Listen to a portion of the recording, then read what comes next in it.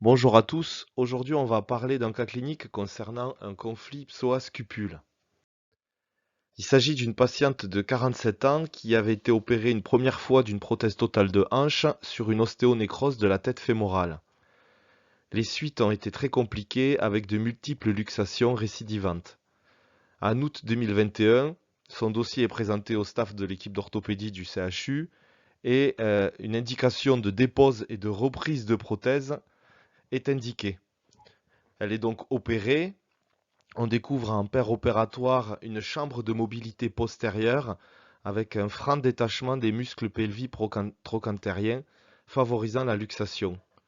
Il est donc mis en place un cotyle à simple mobilité avec une collerette en polyéthylène relativement importante pour éviter les luxations. On retrouve ici sur l'image de droite la voie de la prothèse qui était une voie de Moore avec un détachement des muscles pelvis trochantériens. Voici la radiographie de la prothèse avec ce cotyle qui a été fixé par des vis et la tige prothétique. La patiente est revue à 6 semaines en septembre 2021. Il n'y a pas eu de luxation. Elle présente une douleur antérieure à la flexion active de hanche qui pourrait être en relation avec un conflit PTH-psoas et elle présente également une boiterie de Trendelenburg. Cette boiterie de Trendelenburg s'explique par une faiblesse des muscles pelvis trochantériens. On voit sur la radio de droite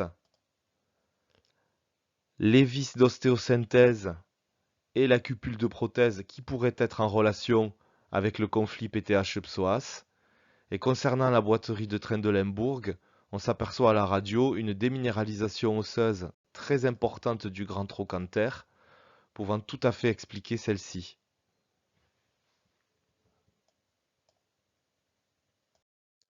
Voici une représentation 3D d'une prothèse totale de hanche avec la tige prothétique, la tête et la cupule de prothèse. On visualise en vue postérieure les muscles pelvis trochantériens.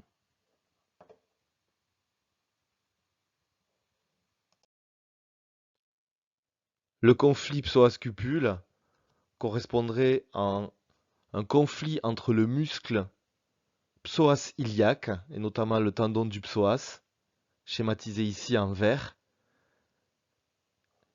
et la cupule prothétique ici.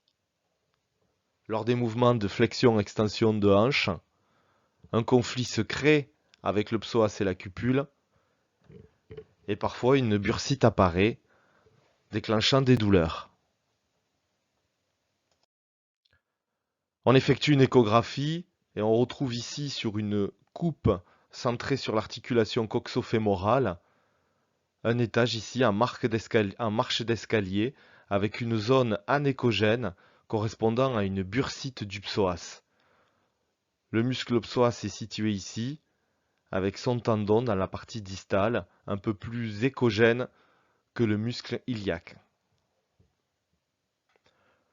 On effectue bien entendu une comparaison par rapport à la hanche contralatérale. Sur la hanche contralatérale, on a la tête fémorale bien arrondie, le cotyle, le tendon du psoas ici hyperéchogène et le muscle iliaque anéchogène.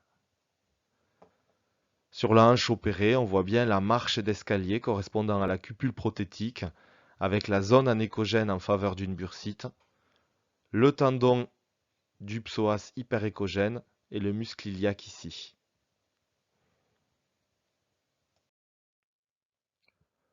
Une autre coupe comparant le côté sain avec le côté contralatéral.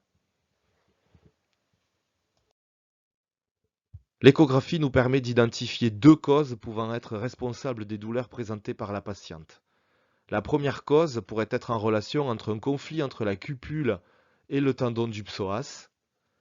Schématisé à gauche sur l'image d'échographie, on retrouve la cupule avec cette ligne hyperéchogène, le muscle psoas iliaque avec le tendon dans sa partie distale, et cette image anéchogène noire correspondant à l'épanchement liquidien de la bursite réactionnelle au frottement.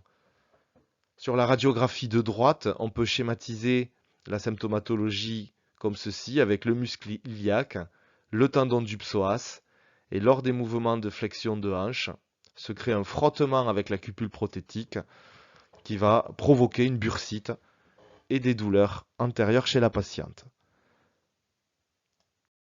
La deuxième cause peut être secondaire au saillie des vis de fixation dans le muscle psoas. On monte un petit peu la sonde d'échographie et on retrouve une image punctiforme, deux images punctiformes même, avec des artefacts de réverbération correspondant aux vis d'ostéosynthèse. Ces vis d'ostéosynthèse, comme vous le voyez, sont au contact du tendon du psoas qui est situé ici, avec au-dessus le muscle psoas iliaque. On retrouve également l'image anéchogène en faveur de la bursite.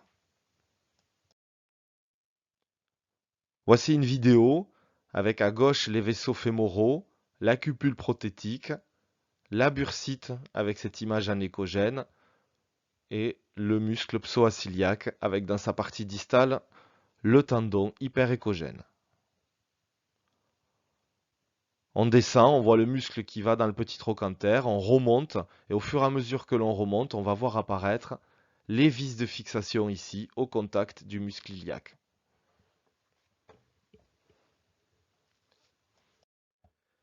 La conduite à tenir, dans un premier temps, nous avons réalisé une infiltration éco-guidée de cette cupule prothétique et notamment de la bursite, avec ici l'image schématisée tirée de l'ouvrage d'Henri Guérini sur les infiltrations éco-guidées.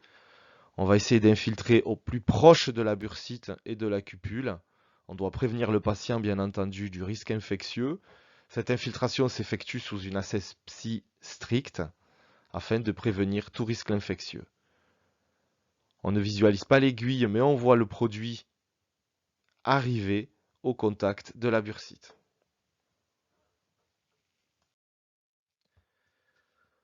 Lors des conflits psoas-cupule, plusieurs thérapeutiques peuvent être réalisées. On peut réaliser une ténotomie distale du psoas. On va couper le tendon du psoas. Le risque à ce moment-là est une perte de force musculaire de flexion de hanche. On peut parfois être amené à changer la cupule prothétique, voire même à remplacer la prothèse, ce qui n'est absolument pas le cas ici, puisque c'était déjà une dépose et que cette chirurgie était très complexe et la patiente avait été prévenue par l'équipe chirurgicale de la possibilité de cet effet secondaire. Enfin, on peut se poser la question de la place de la toxine botulique dans les conflits PTH-psoas en réalisant des injections de toxines dans le muscle iliaque. On pourrait à ce moment-là espérer une amyotrophie du muscle iliaque permettant de diminuer le conflit et donc diminuer la bursite. Pour le moment, peu d'études sur le sujet ont été réalisées.